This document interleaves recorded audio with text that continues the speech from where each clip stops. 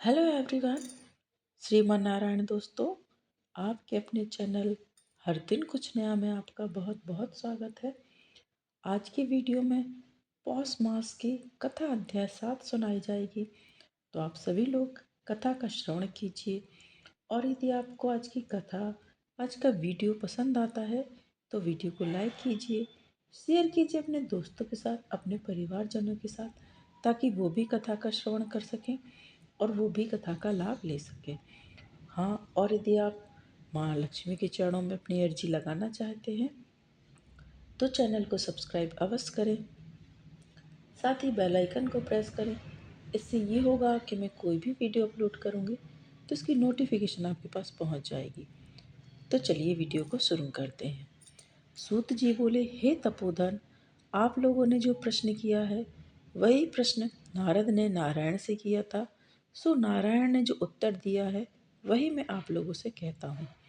नारद जी बोले, विष्णु ने अधिमास का अपार दुख निवेदन करके जब मौन धारण किया, तब हे बद्रीपते, पुरुषोत्तम ने क्या किया वो आप हमसे कहिए। श्री नारायण बोले, हे वत्सा गोलोकनाथ, श्री कृष्ण ने विष्णु के प्रति जो कहा वह अत्यंत गुप्त है, परंतु भक्त, आस्तिक, सेवक, दम्भ रहित अधिकारी पुरुष को कहना चाहिए। अतः मैं सब कहता हूँ, सुनो। यह आख्यान सत्कीर्ति, पुण्य, यश, सुपुत्र का दाता, राजा को वश में करने वाला है और दरिद्रता को नाश करने वाला एवं बड़े पुण्यों से सुनने को मिलता है। जिस प्रकार इसको सुने उसी प्रकार अनन्य भक्ति से सुने हुए कर्मों को भी करना चाहिए। श्री पुरुषोत्तम बोले, हे विष्णु, आपने बड़ा अच्छा किया जो मलमास को लेकर यहाँ आए। इससे आप लोक में कीर्ति पावेंगे। आपने जिसका उद्धार स्वीकार किया उसको हमने भी स्वीकार किया, ऐसा समझिए। अतः इसको हम अपने समान सर्वोपरि करेंगे। गुणों से, कीर्ति के अनुभव से, पराक्रम से, भक्तों को वर देने से और जो भी मेरे गुण हैं उनसे मैं पुरुषोत्तम जैसे लोक में प्रसिद्ध हूँ, वैसे ही यह मलमास भी लोकों में पुरुषोत्तम करके प्रसिद्ध होगा। मेरे में जितने गुण हैं वे सब आज मैं इसे दे दूंगा। पुरुषोत्तम, जो मेरा नाम लोक तथा वेद में प्रसिद्ध है, वह भी आपकी प्रसन्नता का अर्थ आज मैंने इसे दे दिया। हे मधुसूदन, आज से मैं इस अधिमास का स्वामी भी होगा। इसके पुरुषोत्तम इस नाम से सब जगत पवित्र होगा। मेरी समानता पाकर यह अधिमास सब मासों का राजा होगा। यह अधिमास जगत पूज्य एवं जगत से वंदना करवाने के योग्य होगा। इसकी पूजा और व्रत जो करेंगे उनके दुख और दारिद्र्य का नाश होगा। चैत्र आदि सब मास सकाम है, इसको हमने निष्काम किया है। इसको हमने अपने समान समस्त प्राणियों को मोक्ष देने वाला बनाया है। जो प्राणी सकाम अथवा निष्काम होकर अधिमास का पूजन करेगा वह अपने सब कर्मों को भस्म कर निश्चय मुझको प्राप्त होगा।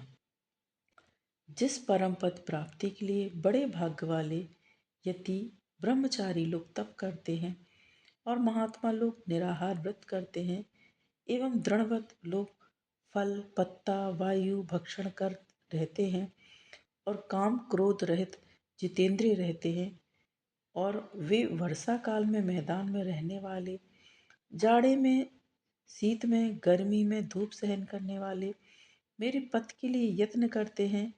हे गरुड़ध्वज, तब भी वे मेरे अव्यय परम पद को नहीं प्राप्त होते, परंतु पुरुषोत्तम के भक्त एक मास के व्रत से ही बिना परिश्रम, जरा, मृत्यु रहित उस परम पद को पा लेंगे। यह अधिमास व्रत संपूर्ण साधनों में श्रेष्ठ साधन है और समस्त कामनाओं के फल की सिद्धि को देने वाला है। अतः इस पुरुषोत्तम मास का व्रत सबको करना चाहिए। हल से खेत में बोए हुए बीज जैसे करोड़ों गुणा बढ़ते हैं, वैसे मेरे पुरुषोत्तम मास में किया हुआ पुण्य करोड़ों गुना अधिक होता है। कोई चातुर्मास आदि यज्ञ करने से स्वर्ग में जाते हैं, वह भी भोगों को भोग कर पृथ्वी पर आते हैं, परंतु जो पुरुष आदर से विधि पूर्वक अधिमास का व्रत करता है वह अपने समस्त कुल का उद्धार कर मेरे में मिल जाता है, इसमें संशय नहीं है। मुझे प्राप्त होकर प्राणी पुनः जन्म, मृत्यु, भय से युक्त एवं आदि व्याधि और जरा से ग्रस्त संसार में फिर नहीं आता, जहाँ जाकर फिर पतन नहीं होता, सो मेरा परम धाम है। ऐसा जो वेदों के वचन है वह सत्य है, असत्य कैसे हो सकता है? यह अधिमास और इसका स्वामी मैं ही हूँ, और मैंने ही इसे बनाया है। और पुरुषोत्तम, यह जो मेरा नाम है, सो वो भी मैंने इसे दे दिया है। अतः इसके भक्तों को मुझे दिन रात चिंता बनी रहती है। उसके भक्तों की मनोकामनाओं को मुझे ही पूर्ण करना पड़ता है। कभी कभी मेरे भक्तों का अपराध भी गणना में आ जाता है, परंतु पुरुषोत्तम मास के भक्तों का अपराध मैं कभी नहीं गिनता। हे विष्णु, मेरी आराधना से मेरे भक्तों की आराधना करना मुझे प्रिय है। मेरे भक्तों की कामना पूर्ण करने से मुझे कभी देर भी हो जाती है, किंतु मेरे पास के मास के जो भक्त हैं उनकी कामना पूर्ण करने में मुझे कभी भी विलंब नहीं होता। मेरे मास के जो भक्त हैं वे मेरे अत्यंत प्रिय हैं। जो मनुष्य इस अधिमास में जप दान नहीं करते हैं वे महामूर्ख हैं। और जो पुण्य कर्म रहित प्राणी स्नान भी नहीं करते एवं देवता तीर्थ ध्वजों से देश करते हैं, वे दुष्ट अभागी और दूसरे के भाग से जीवन चलने वाले होते हैं। जिस प्रकार खरगोश के सींग कदापि नहीं होते, वैसे ही अधिवास में स्नान आदि न करने वालों को स्वप्न में भी सुख प्राप्त नहीं होता। जो मूर्ख मेरे प्रिय मलमास का निरादर करते हैं और मलमास में धर्माचरण नहीं करते, वे सर्वदा नरकगामी होते हैं।